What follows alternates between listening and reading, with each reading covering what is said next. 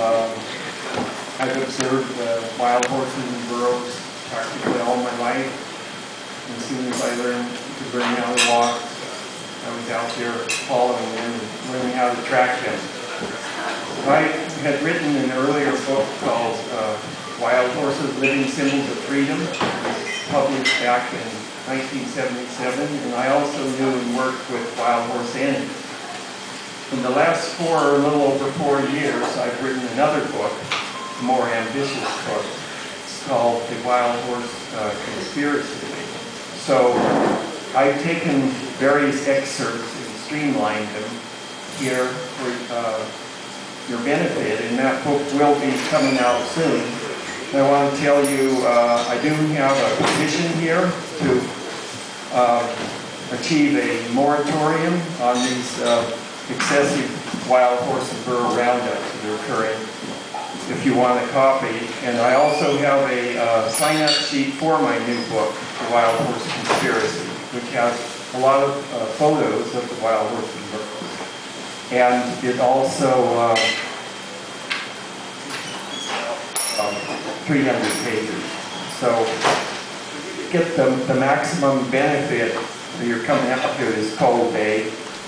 I'm going to sort of read through this, hopefully with some expression, and if you have any questions or burning concerns, you can, when I get to a pause point, you can ask me. I'll start here with one of the strong paragraphs in my book.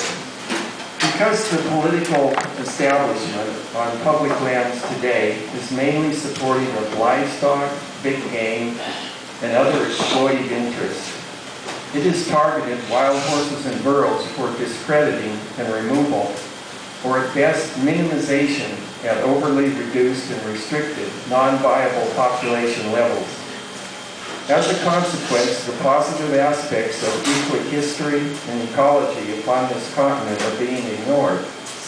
When brought up, these are often rudely denied, and frequently, evidence in support of the horses and burros is sabotaged. As with the animals themselves, wild horse and burro advocates have been unfairly discriminated against and maligned. They find themselves passed over, transferred, or dismissed from professional positions affecting the equids, even in spite of outstanding qualifications. Too often, the valid message born in the hearts and minds of wild equid supporters, which transmits their greater story, has been thoughtlessly squelched by a power-obsessed media beholden to ranchers under and other big economic interests. The fact that the Yukon horse is genetically identical with the modern horse reveals the latter to be one of the most deeply rooted and justifiable natives in North America. This native status is additionally substantiated by its large geographical distribution upon this continent that is evident from the fossil record and the great variety of ecosystems in which it can adapt and live. This means that the modern horse traces back around 2 million years in its present form, but actually should be regarded in the continuous content of equid evolution that dates back at least 58 million years in North America. The rapid reoccupation of vacant niches in North America may be viewed as corroborating the equid's return to ancestral ground. In the words of the Plains Indians, the grass remembers the horses. Such does not occur with just any species. Also, North America has been greatly reduced in large herbivore and carnivore species since the last ice age, when a massive die-off of large animals, predators as well as herbivores, occurred. It is estimated that some 3/4 of large mammals, approximately 33 genera, died out, including all or nearly all of the elephants, tapirs, peccaries, camels, ground sloths, as well as various predators and deer. Though this great Pleistocene extinction has been attributed to a combination of overkill by Amerindian hunters, climatic changes, and disease, it now appears that the strong impact of a large meteorite in the subarctic ice fields of northeastern North America may have triggered this process. Carbon-14 dating of mitochondrial DNA passed along the maternal line have been meticulously analyzed by Dr. Ann Forston and have substantiated the origin of the modern horse in North America at 1.7 million years ago. The full significance of this is still sinking in and should soon result in the horse being treated as a native wildlife species. With the one-track mind of a hunter, enemies have targeted wild horses and burros for discrediting in the public eye and for elimination, even from the minor portion of the public lands where they have a legal right to live. A large part of this conspiracy involves the subversion of honest scientific inquiry. Nevertheless, compelled by the overwhelming evidence, honest and truth-loving people persist in their attempts to reveal the greater story of the horse family, genus, and species, particularly within their evolutionary cradle and place of long-standing development, North America. The dates of 1,000 years before present or less, such as from the Shield Trap fossil site and from wolf spider or little box elder caves, lend particular weight to the hypotheses that remnant horses survived to the time of the colonization of the Americas by Europeans. These remnant survivors could have interbred with European-derived horses, especially those who escaped to the wild, the denominated monstrencos, or Spanish for unclaimed, or mustang. The myth of the destructive, non-native horse is rapidly falling by the wayside. As people broaden their horizons in regard to the horse's deeply rooted North American presence and the many substantial contributions it makes to the native ecosystem. And an exciting analysis of the DNA contained in the soils of permafrost regions of Alaska have just come to light, proving that both horses and mammoths were present in North America thousands of years later than previously thought. During the course of their long coevolution, members of the horse family developed many mutually beneficial relationships with plants and animals. Indeed, both asses and caballine horses can stake the claim to being among the very most ancient and long-standing members of the North American life community, more so than most other large mammals still surviving here. For example, among the bovic family, both bighorn sheep and bison had their origins in Eurasia before crossing over the filter-bearing land bridge, or isthmus, during the Pleistocene epoch 2 to 3 million years ago. This is when the oceans receded with the tie-up of global moisture during the ice ages. Thus, the latter two species are relatively newcomers in North America when compared with the horse, burro, and other members of the horse family. Members of the deer family, Cervidae, including white-tailed and mule deer, elk, and moose, arose in Asia during the Oligocene epoch 36 to 23 million years ago and did not arrive in North America until the Miocene epoch 23 to 7 million years ago. They crossed over the Bering Land Bridge to occupy North America. Though their origin is more in the Old World, few authorities would question their native status in North America. Yet many of these same persons will question members of the horse family in this regard, in spite of the fact that all three branches of the Equidae, zebras, asses, and caballine horses, had their origin in long-standing evolution right here in North America, as an abundant fossil record proves. North America, Europe, and North Asia share many faunal and floral elements over both their more recent and more distant evolutionary histories. And equids, including horses and asses, as well as zebras, figure prominently in this sharing. Though often separated by natural barriers, these three regions have experienced frequent faunal and floral interchanges during periods when barriers have either broken down as through sea lowerings or freeze-overs, or been overcome by the versatile and persistent efforts of the animals themselves, including us humans. Again, this causes me to question the, quote, destructive exotic labeling of wild horses and burros by so many public lands officials in North America, especially since the latter often are from ranching backgrounds, from a culture that views them as competing with livestock, or their agency's agenda itself is anti-wild equity.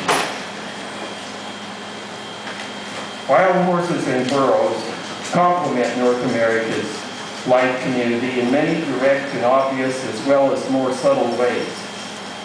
This they do when permitted their natural freedom to move and interrelate over a sufficiently extensive intact habitat and time period.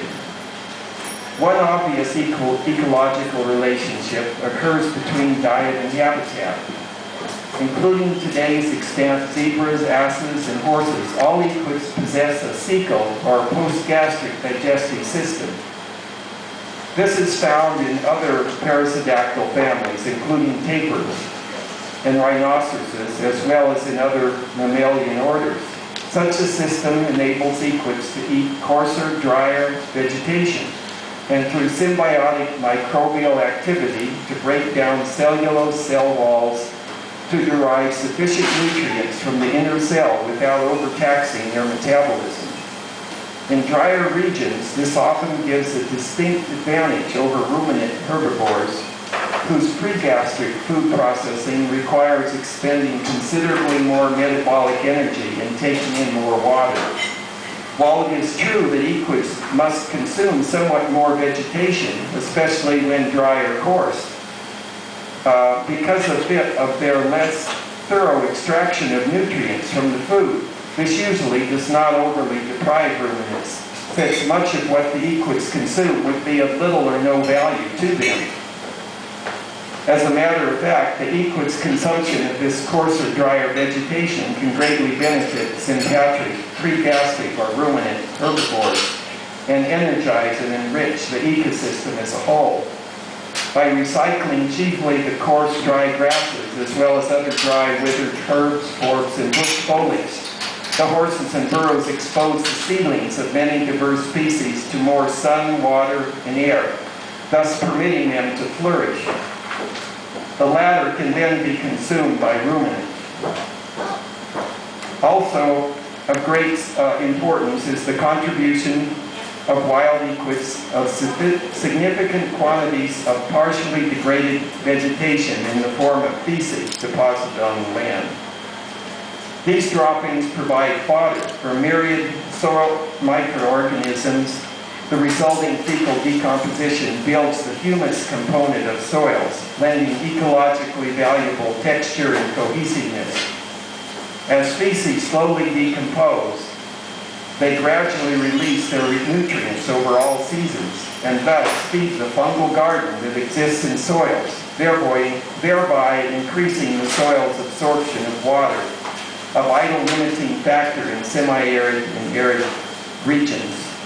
To reiterate, equid feces are much more valuable to the health of soils than ruminant feces, as cattle, deer, sheep, goats, etc., precisely because they are not as decomposed when exiting the body, and so lend more sustenance to decomposers and food webs that involve mutually sustaining exchanges among all classes of organisms. The latter include many diverse insects, birds, rodents, and reptiles, etc. The less decomposed food passes as feces also signifies that many more seeds pass intact and capable of germination from horses and burros than do from ruminant herbivores such as cattle, sheep, deer, bison. And for many plant species, this digestive softening of the seed facilitates its germination in soils that are also favorably conditioned by the equid species. This makes the wild horses and burros real Johnny Appleseeds in the ecosystem they inhabit. The increased ability of soils to retain water in equid-occupied ecosystems proves of crucial importance in restoring water sources in mountains and elevating water tables in valleys, particularly in desert regions. The role that horses and burros play in this regard is very significant. Along with the major elimination of dry, flammable vegetation by equids, a healthier watershed works to reduce and prevent catastrophic fires, such as the West as well as the South has experienced in recent years. This is in large degree due to mounting global climate change or warming, a crisis caused by human-engendered neglect, particularly air pollution that threatens planetary life. In a prejudiced manner, government agencies have branded wild horses and burros as exotic misfits in North America, though nothing could be further from the truth. Resulting fires occurring in former wild horse or burro occupied areas have left vast regions with scorched, sterilized soil. And I want to get in that today is the day, 40 years ago, when Richard M. Nixon passed and signed and gave a glowing send-off to the unanimously passed Wild Free-Roaming Horses and Burros Act. So now is definitely time to turn things around for these wonderful animals. And I'll continue to give some advantage of my 4 years of work on this book. Horses and burros aid myriad, as many plant and animal species by their physical actions. As an example, breaking ice with their hooves during winter freezes allows other animals to access forage and water. Many of these would otherwise perish. Similarly, they open trails in heavy snow or through heavy brush, allowing smaller animals to move about in search of food, water, mineral salt, shelter, warmer areas, mates, etc. A little recognized fact is that the wallowing habit of wild equids creates natural ponds whose impacted surfaces become catchments for scant precipitation or summer cloudbursts, typical in the Great Basin as elsewhere. These provide a longer-lasting source of water for a wider variety of plants and animals. Wild equids also locate water seeps through their keen sense of smell and enlarge these through thawing during critical dry periods of the year, even digging down to the sources at rocky fissures. This allows many other species to access water, species whose individual members would otherwise perish. For these and many other reasons, wild horses and burros should be treated as keystone species that contribute positively in a variety of ecological settings. Just give them a chance. And you know what the government does is go out with big caterpillars and create a huge, big excavation, which is the horses would do better without disturbing the soil. Okay, there are also prey animals. Let us not forget that wild horse and burros are prey of native carnivores, including puma, wolves, and brown and to a lesser degree black bears. In geologically recent times, these included the famous saber-toothed tigers and dire wolves. Of course, these natural hunters have also been targeted for elimination by so-called civilization, since people too often arrogate the near sole right to hunt the large prey animals. That's happening up in Alaska now, another place with the wolf. Wyoming. Okay, I'm talking about Story County now, right up here in Virginia City. In northern Nevada, including the historic Virginia Range, famous for the Comstock silver lode, families have long recognized wild horses to be effective reducers of flammable vegetation and fire. As in the Granite Range in northwestern Nevada, a large percentage of their diet has been observed to be the dry, quickly ignited cheatgrass, a fire hazard that horses could help to eliminate if their foraging patterns were properly timed to the seeding cycles. The fire-reducing value of wild horses was one of the main reasons why, back in the 1950s, citizens of this county became our nation's first government to pass a law protecting the wild horses in the wild. Though domesticated for a relatively short evolutionary time, horses and burros actually restore the equid element in North America. Here they refill herbivore niches that have been millions of years in the making. This restored diversification lends greater stability and balance to the ecosystem by increasing the complexity of the web of life. Such is analogous to a circle of people all holding hands and leaning backward from the top of a vertical pinnacle, where they stand in a tight circle. If just one person lets go, all the people may fall to their deaths. Livestock currently graze western public lands in the equivalent of over 1 million year-round cattle, and big game interests promote unnaturally numerous deer herds for hunter-harvest. Combined with other pressures from such as subdivisions, mining, and energy development, this is creating an unbalanced situation in which ecological recovery is not possible. On top of this, global climate change is exacerbating the whole situation. The solution to our predicament lies, above all, in our becoming more sensitive toward and more knowledgeable about the ecosystems we inhabit, and the more optimal potentials that both people and ecosystems can realize in unison. We, the people, must learn to identify with and to care for all diverse individuals, unique species, and enthralling ecosystem to which we all in turn belong. We are all members of the club and must learn to inhabit our shared home in a respectful way.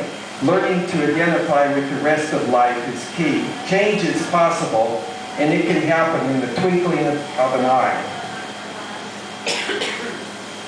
Though livestock grazing is allowed on about 290 million acres of public lands, of which 257 million acres are federal lands and 33 million acres are state-controlled lands, such accounts for only 2.4% of beef produced in the 17 western states. Public lands raised sheep only represent a very minor 3.54% of all sheep raised in the United States. Livestock's tradition of despoliation is a lamentable tragedy of the commons, dating back 5 centuries in the Americas and thousands of years worldwide. As of February 28, 2010, BLM reported almost 34,000 wild horses and 4,500 wild burros, for a total that's about 38,500 wild equids. In February 2010, the animals removed were 9,700 wild horses and 540 wild burros, while only 2,742 horses and 332 burros were adopted. Meanwhile, the number of cattle permitted on western public lands amounts to around 7.5 million, and the number of sheep permitted to graze on these same lands amounts to several million more. Though the season of use of livestock is not always year-round, this is still an enormous quantity of domestic livestock grazing, a sum that dwarfs resource consumption by wild equids. Public lands livestock permittees are given priority treatment and usually allowed to graze their livestock during advantageous seasons when plants have a greater nutrient value, while leaving what remains for wildlife grazers, including the returned native equids, to subsist on year-round. Of around 1 million livestock producers in the U.S., only around 23,000, or 2.3%, graze their livestock on federal lands as permittees, and a full 70% of western cattle producers own all of the land where their cattle are raised. The Restore Our American Mustang bill passed the U.S. House of Representatives by a substantial majority 239 yes and 185 no in the spring of 2009, but was let to die by the U.S. Senate. Here I think Kerry Reid could have made a big difference. A similar but improved bill must now be formulated and reintroduced. This must include the basic tenets of reserve design. The BLM's Wild Horse and Burro program must be checked in its policy of overkill, and a new directive given to restore wild horses and burros as, quote, national heritage species throughout the western United States, bringing also into effect provisions of the National Heritage Protection Act. And this is something I'll be working out coming year with my new book. BLM and U.S. Forest Service officials seem always to be looking for one excuse or another to eliminate wild horses and burros from their legal herd areas and territories. Clearly forgotten is their legal mandate to uphold the law by treating these remnant wild horses and burros as the, quote, principal presences in these areas. That's the heart of the Wild Horse and Burro Act, still part of the law. Though the latter constitute only about 1/6 of the vast BLM and Forest Service public lands, even these lands are in their great majority given over to the various exploiters and disruptors of ecological harmony. On BLM and U.S. Forest Service land, a full 260 million acres are leased for livestock grazing, while the original wild horse and burro herd area sum only 53.5 million acres, according to BLM, or around 20% of the former. Though the U.S. Geological Survey reported 88 million acres of original 1971 legal wild equid lands. This 88 million figure is much closer to the truth, given the sabotage of the law substantiated during the early years of the Act, and I go into that in my book. In spite of this great inequity, those areas actually still planned for wild horses and burros, that is, herd management areas, have been reduced to only 26.6 million acres, or about 10% of the land grazed by domestic livestock on BLM and U.S. Forest Service lands combined, and much less in relation to public lands as a whole. And a further outrage is that even within this relatively small percentage, wild horses and burros continue to be marginalized, reduced to a small minority in relation to livestock and big game, and entirely contrary to the law. This is a vicious downward spiral for horses and burros in the wild, and we must bring it to an end on this, the 40th anniversary of the still intact Wild Free-Roaming Horses and Burros Act of 1971. We can do it if their freedom and their life here on this planet Earth we share with them as home means enough for us to act. The law of the land must be truly respected and applied, as horses and burros are reinstated where at all possible in their legal herd areas established in 1971 and or other appropriate areas. And the latter must not be defined by their enemies, as has been the case. And I list the laws that can help them right in the first part of my book. So be sure and sign up if you want to announce them in my book. I have the sheet here. The web of deception that has so ensnared the program must be dismantled, as new officials who are truly appreciative of wild horses and burros and their natural freedom methodically take charge to rectify all that has gone so awry. These will be individuals with sufficient courage to exert their authority on behalf of wild equids in their legal areas, where by law they are the principal, not marginalized presences. Mankind's treatment of wild horses and burros today counts among the most reprehensible of any group of animals. The prejudice system that perpetrates this has targeted horses and burros when living as free, naturally restored inhabitants of our planet, their normal way of life by any objective long-term view. This intolerable situation should be changed swiftly and justice restored for these noble animals as realized upon some fair portion of their ancestral home. In recent times, the high rate of disappearance of large mammals from the Earth's various biomes has become alarming. A comparison of historical 1500 AD range maps of large mammals with their current distribution reveals that less than 21% of the terrestrial globe still contains all of the large mammals greater than 20 kilograms in weight it supported several centuries ago.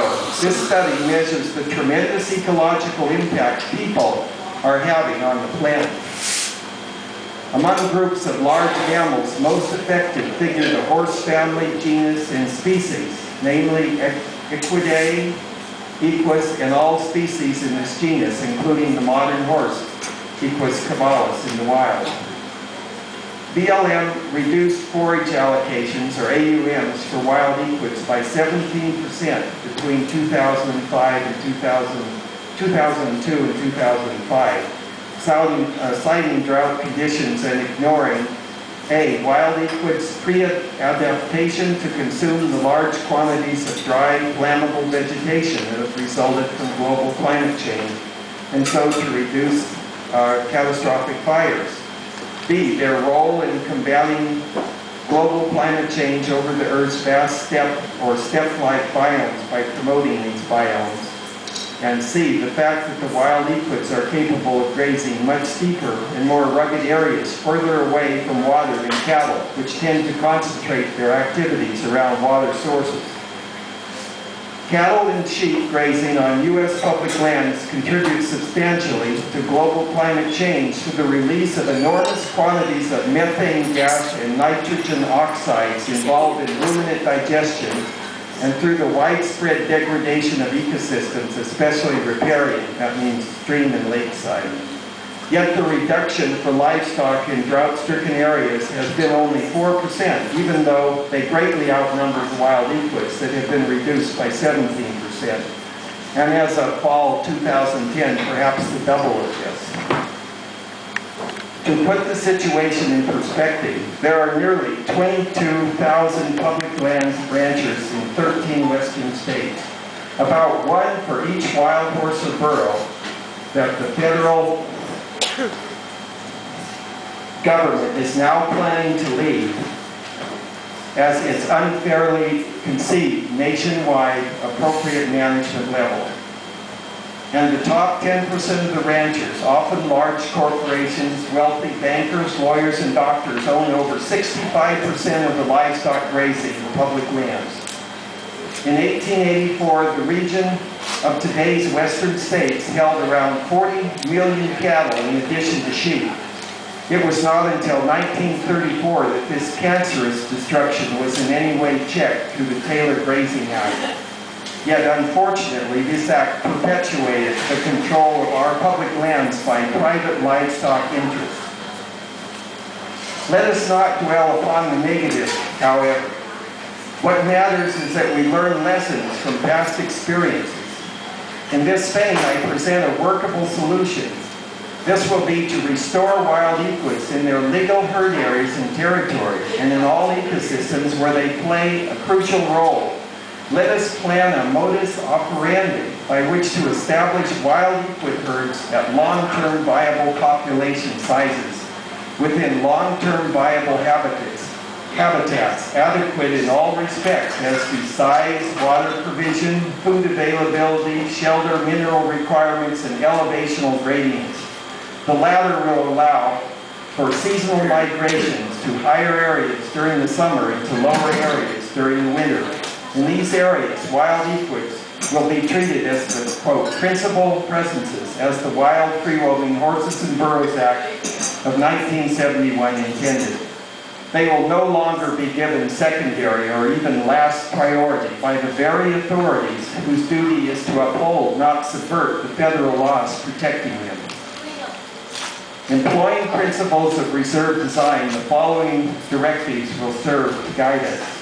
A, let wild horses and burros reoccupy their full legal herd areas wherever possible, in no case less than 75% of the original legal area. And where a reduction in equid occupation of the original herd areas is deemed necessary, there must be a compensatory acquisition of wild horse habitat of equal or greater value as judged by competent, independent wildlife ecologists with particular knowledge of wild horse and burro requirements and unbeholden to wild equid adversaries. To accomplish this reoccupation, federal officials should employ codes of federal regulation 47.5 and 4710.5 and 4710.6 to reduce or curtail livestock grazing within legal herd areas and territories.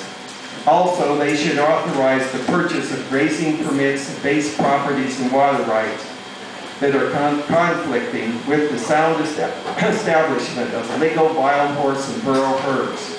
And they should not forget to insist upon the implied federal water rights that came with the legal herd areas or territories upon the passage of the Act.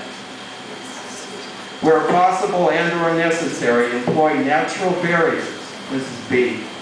Where such do not exist, semi-permeable artificial barriers in designing each wild horse burro herd area territory as the true sanctuary the law requires. These barriers will act as limits or impassable boundaries to wild equid expansion. They will help contain each wild equid population within its legal domain as legally expanded where necessary to provide long-term viable habitat and to keep wild horses and burros out of harm's way. That is, out of areas where they would be in clear and unavoidable conflict with human activities. Intelligent use of drift fences can serve to effectively contain horses at strategic passes, but none of the foregoing shall be used to restrict the wild horses and burros within their large, viably sized and complete habitat. C. Design and employ buffer zones around the wild horse herd areas and territories. Here, a gradual tapering off of wild horse or burro presence would occur through the implementation of discouragements to their transiting into areas where danger exists for them, such as in farms or cities. This may involve the use of what wildlife managers term, quote, adverse conditioning that need not be overly harsh to be effective. The effectiveness of buffer zones depends to a high degree on public education, on working agreements with the people who live in and around each herd area and territory. These agreements will foment win-win relationships for both wild equids and people. Locals would monitor and protect the herds and derive benefit for doing this, as well as from eco-tours, and would be encouraged not to feed the equids. These buffer zones would be established according to principles of reserve design and in a positive manner respecting the wild equids. D. Allow each wild horse and burro herd to fully fill its ecological niche within each given legal herd area territory bounded by natural or, where necessary, artificial barriers and by buffer zones. Then allow each specific herd to self-stabilize or auto-regulate its population within this area, and this they do as climax species, allowed to be minimally viable. In considering today's political constraints, I recommend that each herd contain at least 500, and to be optimally viable for long-term survival over the generations, each herd should be well over 1,000 breeding individual animals. The World Conservation Union Species Survival Commission Equid Specialist Group recommended a minimum size of 2,500 individuals in order to achieve long-term viability for a wild equid population, and a minimum size of 500 for a carefully managed domesticated population. Equids possess means of limiting their own reproductive capacity, either socially or biologically, when resources, including space, become limiting. This involves stress and hormonal factors. E. In order to realize healthy, balanced wild horse burro containing ecosystems in each of the herd areas as full a complement of plant and animal species, each filling its specific place and role should be allowed. Wherever possible, this would include large carnivores or omnivores native to the region in question, such as puma, wolf, and black or brown bears. These will provide a natural control on the equid population, one that will act through natural selection to make any given population more fit for survival in the wild and more adapted to its particular ecosystem. And the refuge should also include as large a variety of other large, medium, and small herbivorous, carnivorous, and omnivorous species as possible. This animal complex will of necessity be based upon similarly diverse collection of plant species, including a complex mixture of grasses, herbs, shrubs, and trees, tending as much as possible to the natives. Now that I've hit on some of the main components of reserve design, I would like to say that Roundup curtailment should occur immediately. This would give the National Academy of Sciences time to evaluate the wild horse and burro program and recommend reforms. It is absurd to plunge ahead with drastic reductions from the already overly reduced herds, as this would render moot reform actions recommended by NAS.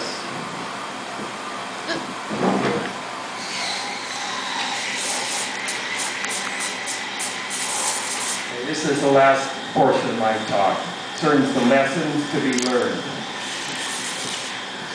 We humans must overcome our own egotism, our tendency to value the rest of life only inasmuch as this can be possessed and controlled to become a mere appendage of ourselves.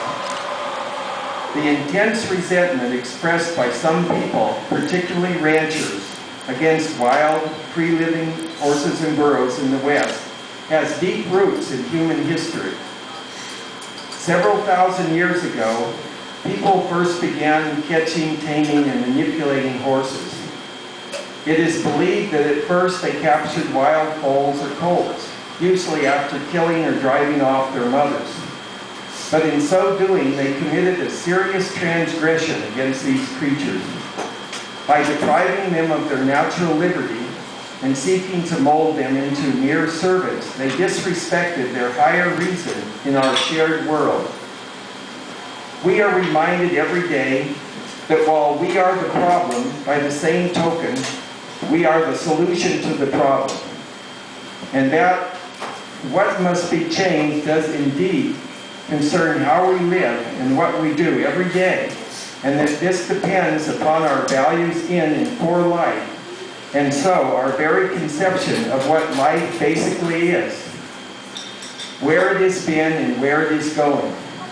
In all humility, we humans must reconsider our relationship with the rest of life and its great right to live free in the world of nature, and how we ourselves can respectfully restore and harmoniously live at a modest level with this great wonder. An elevated state of consciousness is now resulting due to the very crisis we are experiencing. Though it may not seem so from life's mere external view, a great inner awakening is now taking place among all of humanity and among all sentient creatures. And this heralds the long-promised golden age, a time when the lamb shall lie down with the lion, and all beings shall realize that we are all in this great ship of life together. With this great dawning, our lifestyle shall be transformed. Our relationships with other individuals and kinds will be transformed, as will our relationships even with the so-called inanimate world. When the sun comes up with each new day, I again affirm that a special restoration of freedom is occurring on our shared home planet Earth. And that this freedom is not the freedom for mankind to torture and destroy the rest of life, but rather that true freedom for all of life to realize its true self and place both here and in the universe, both in this time and in all time. This restoration is a further evolvement and it is not only for humanity, but for all of life together. We humans must learn to let bygones be bygones, as far as our, in fact, quite tiny and superficial differences go. These are really great nothings that will vanish into non-existence with the great rising of the sun. For God's sake, much, much more unites than divides us, and even in our so-called differences are to be found those indispensable keys by which we complement one another. Similarly, so many possibilities exist for us to unite in achieving a greater harmony with the rest of life, including the horses and burros. This greater consideration will meet our inmost needs if we just recognize a few guiding principles, what I call life's precious freedom. This concerns the basic and inalienable right of each individual and of each kind to pursue and fulfill its own unique course amid the panoply of all fellow beings, of all fellow kinds. To reinstate this freedom, we must sacrifice our unwholesome desire to control and manipulate the earth and her creatures for narrow, selfish ends that are for humanity or subsets of humanity alone. We must realize that our own true fulfillment cannot be obtained at the expense of the rest of life, but must be incorporated into a noble, holistic vision and motivation that steers forward toward our shared goal. Let us wisely and compassionately identify with the rest of life, including horses and burros and the plants and animals with whom they have co-evolved and belong in freedom. Let us respect all creatures, all kinds, and their right, in fact, their necessity to live in natural liberty. Let us more greatly understand and respect the natural home or habitat of each particular species, and so of all species together. Let us recognize and rein in our thoughtless excesses, including our most critical of issues, human overpopulation and overconsumption of nature's bounty. And let us do this out of consideration for the rest of life. For by extending our circle of compassion for and our expanded identification with the rest of life, we will permit the whole of life to recover on planet Earth.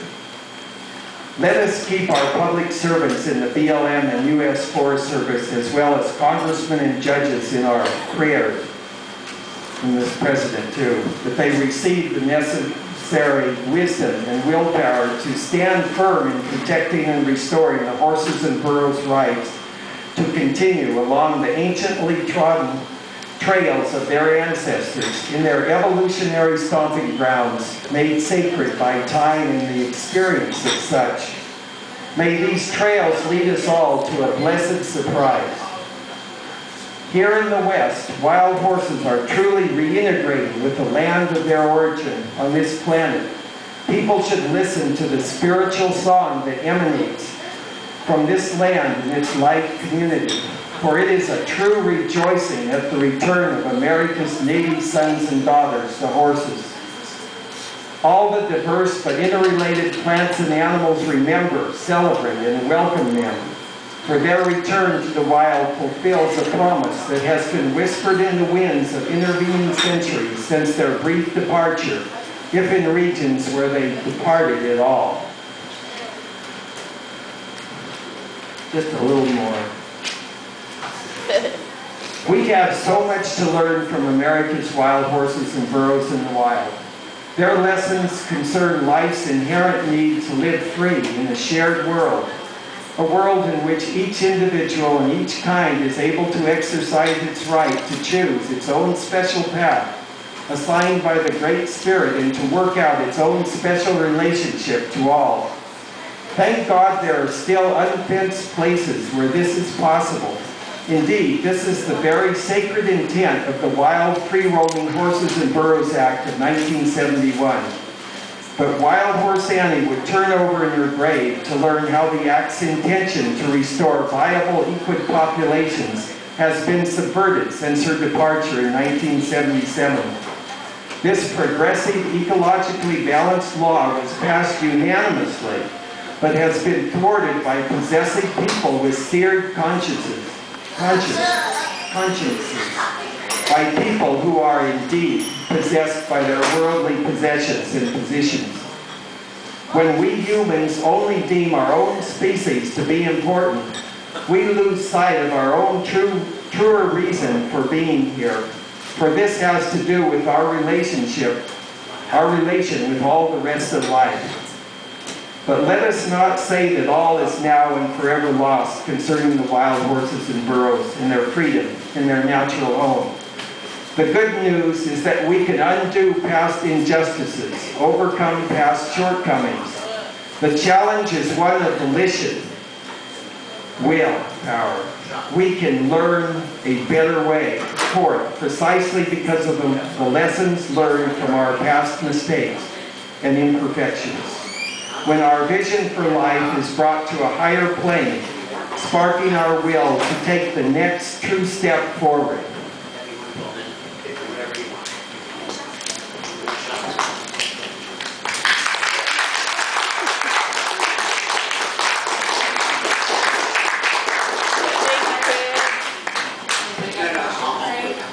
You recently returned from Texas. Can you tell me what's going on there with the burro? Use your microphone. The Texas Parks and Wildlife Department, whom I spoke to, are being very stubborn and are going against the general will of the common people in Texas, and they decided to eradicate all wild burros in the state of Texas. And that's shooting mainly. What kind of groups are helping the burros? There's a grassroots called Wild Burro Protection League, and the main director is Marjorie Farabee, and I've been there 3 times, and we're rallying the grassroots people in Texas to try and stop this eradication of these animals. Because, you know, like the horse, the burro also originated here, and I've proven that in my research. The very burro species, Equus sinus, originated in North America. How are they trying to stop the shooting? We went to the legislature in the spring, and we talked to state senators and representatives, and they seemed concerned, but I see it's continuing to happen, but there is a mounting grassroots and legislative effort there to stop this, and they're trying to get legislation to stop it. How many burros are there? There's only about maybe 1,000 in the state, something like that. There aren't many burros there. They're mainly down in the Big Bend area in the Rio Grande area.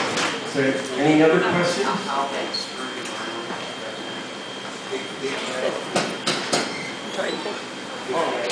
Hi. We made it. Great. We have the flag with us. Oh yeah. So are we going to do the candlelight vigil now? Or? Oh yeah. Is there a slideshow? There's a